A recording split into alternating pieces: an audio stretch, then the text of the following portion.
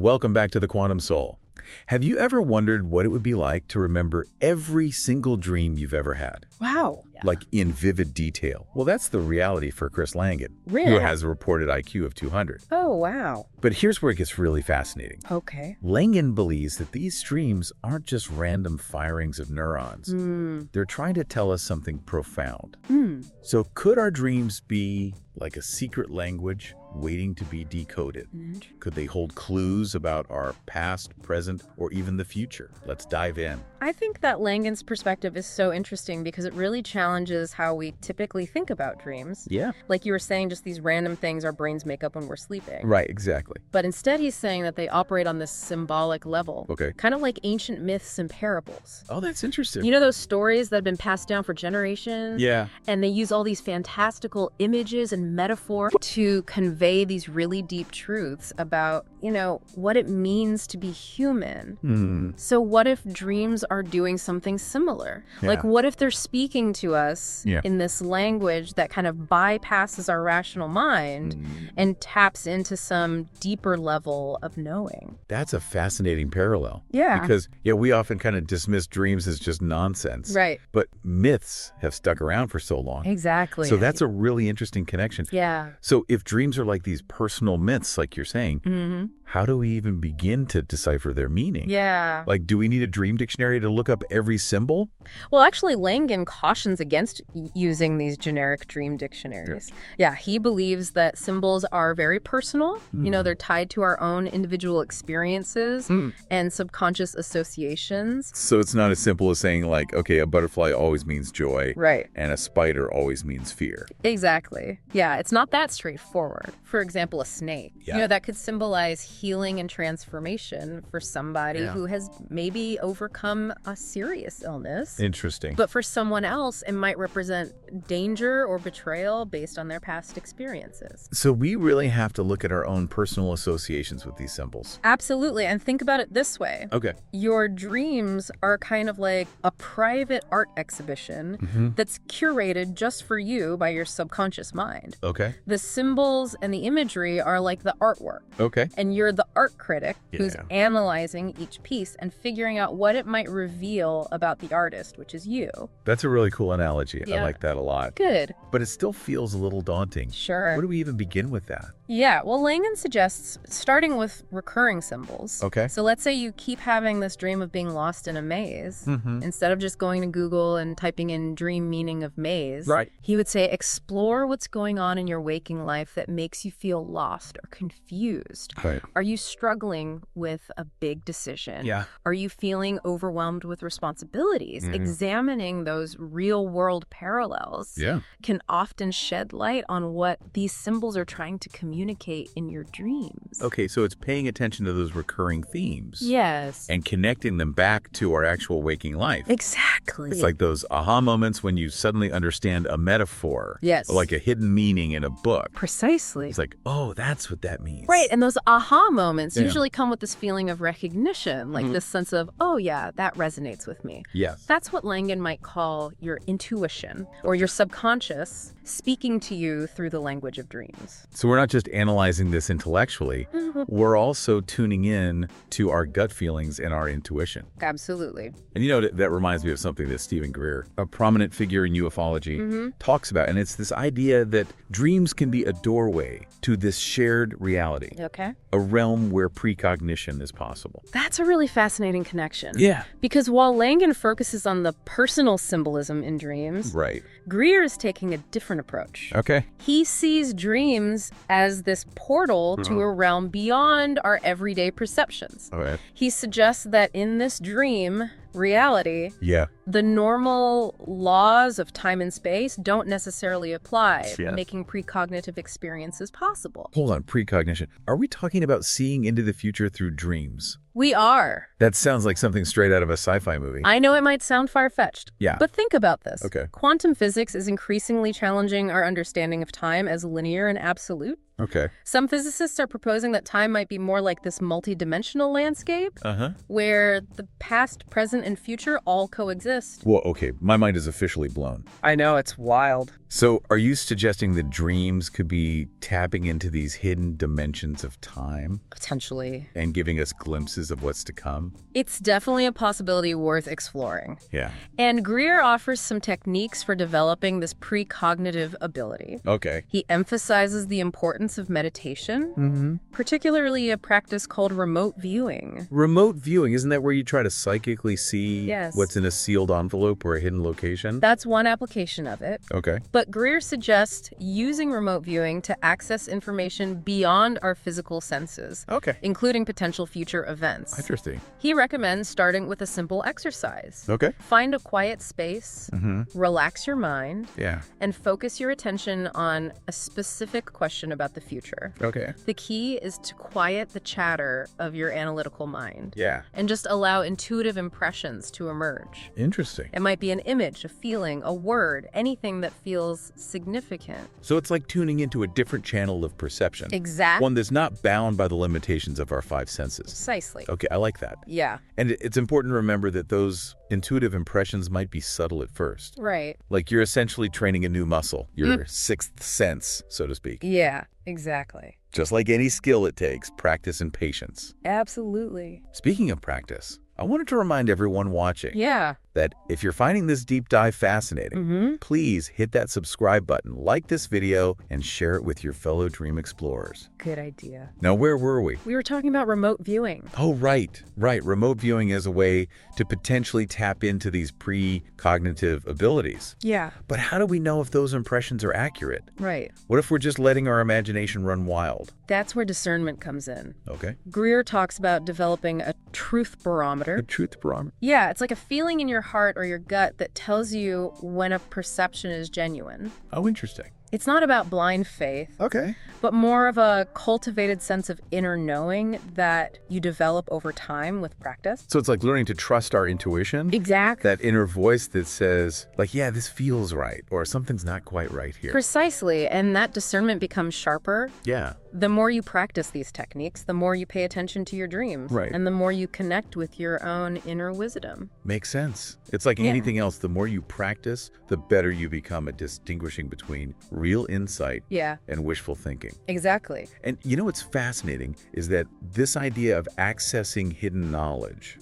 through altered states of consciousness Yeah, isn't just limited to modern figures like Langan and Greer. right. It's deeply rooted in ancient spiritual traditions and mystical practices Absolutely. across cultures. Yeah, think about shamanic journeys, ancient oracles, prophetic dreams throughout history. Oh, yeah, for sure. Cultures all over the world have recognized the power of dreams and altered states to reveal hidden truths and connect us to something bigger than ourselves. Yeah, absolutely. And even in modern psychology, Yeah. there's a growing interest in the power of the subconscious mind. Right. Carl Jung believed that dreams could offer valuable insights into our deepest fears, desires, and potential. Okay. He saw them as a bridge between the conscious and unconscious realms, Interesting. a way for the psyche to communicate with itself in symbolic language.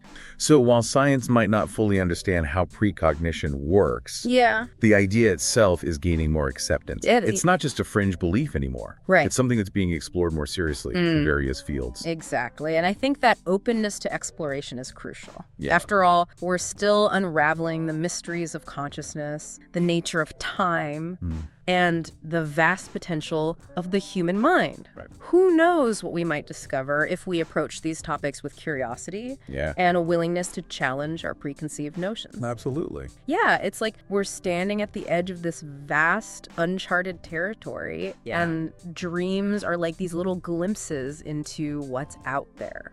It's exciting and a little bit scary too. Yeah, But if we approach it with an open mind and a sense of adventure, right. who knows what we might find? Absolutely. Maybe even a deeper understanding of ourselves Yeah. and our place in the universe. That's a great way to put it. And, you know, this idea of exploring our inner world through dreams has parallels in a lot of spiritual traditions. really? Yeah, think about lucid dreaming. Okay. In Tibetan Buddhism, they have this whole system called dream yoga. Dream yoga. Yeah, where practitioners actually train to become aware inside their dreams. dreams. Wow. And use that awareness for spiritual growth and insight. So it's not just about like having fun and flying around in your dreams. Right. It's about using them for a deeper purpose. Exactly. In dream yoga, the dream state is seen as an opportunity to practice mindfulness, compassion, and even explore the nature of reality itself. Wow, that's really interesting. It's believed that the insights that you gain in the dream state can then be carried over into your waking life, leading to greater self-awareness and even spiritual awakening. So it's like a training ground for consciousness. Exactly. A way to practice those qualities we want to cultivate in our waking lives,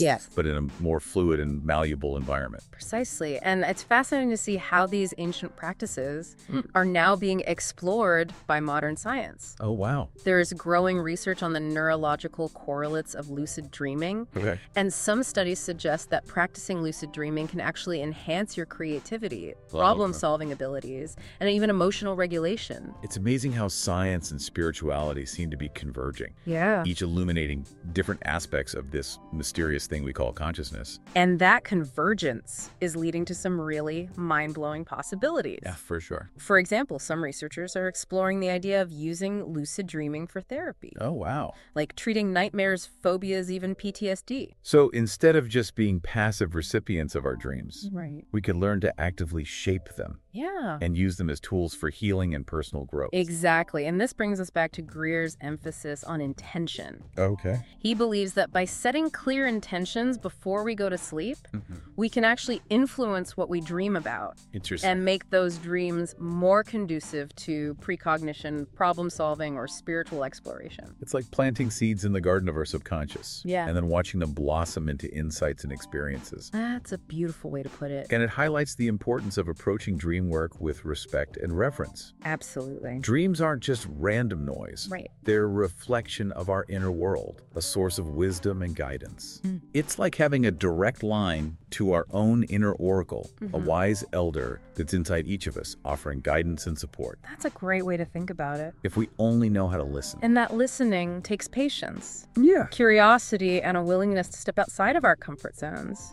It's about embracing the mystery and allowing ourselves to be surprised by what we find. Yeah, absolutely. Speaking of discoveries, I wanted to remind everyone watching that if you're enjoying this exploration of the language of dreams, please hit that subscribe button, like this video, and share it with your fellow dream explorers. Yes, please do that. Let's spread the word about the power of dreams and the potential they hold. I love that. And the infinite possibilities they hold for personal growth. Yes. Healing, and even glimpses into the future. Absolutely, because understanding the language of dreams could be the key to unlocking hidden knowledge and shaping a more conscious and fulfilling future for ourselves and for all of humanity. That's a beautiful thought. Yeah. Now that's something worth pondering. I agree. So to all our fellow dream explorers out there, keep dreaming. Yes. Keep questioning. Keep exploring. And keep expanding your awareness. Absolutely. The journey is just beginning. Yeah. Yeah, it really is remarkable to think about all that potential just waiting to be unlocked. Well, it is. We've covered so much today. Yeah. From personal dream symbolism to precognition, even lucid dreaming. Right. But before we wrap up, yeah,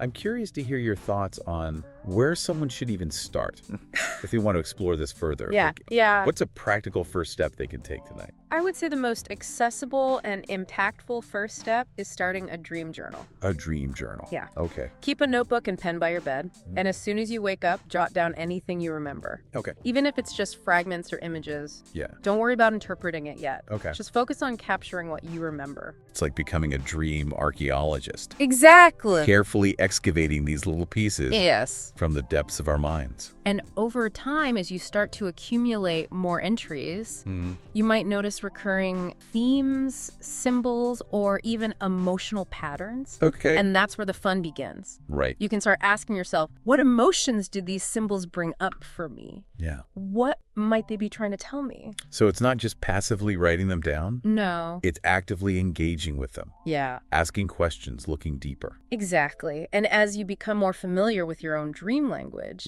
you can start experimenting with some of the techniques we talked about. Okay. Like setting intentions before bed. bed, or practicing those reality checks to increase your chances of lucid dreaming. It's a journey of self-discovery. It is. This gradual unfolding of awareness. Yeah. And it's so exciting to think that we all have this tool for exploration. We do. Right there at our fingertips. It's available to everyone, no matter their background, beliefs, or experience. Right. All it takes is being willing to pay attention, to ask questions, and to trust your own inner wisdom. What a beautiful message to end on. I think so. This has been such a fascinating deep dive. It has. Into the mysterious and fascinating world of dreams. I agree. I know I'm going to be paying a lot more attention to my own dreams from now on. Me too.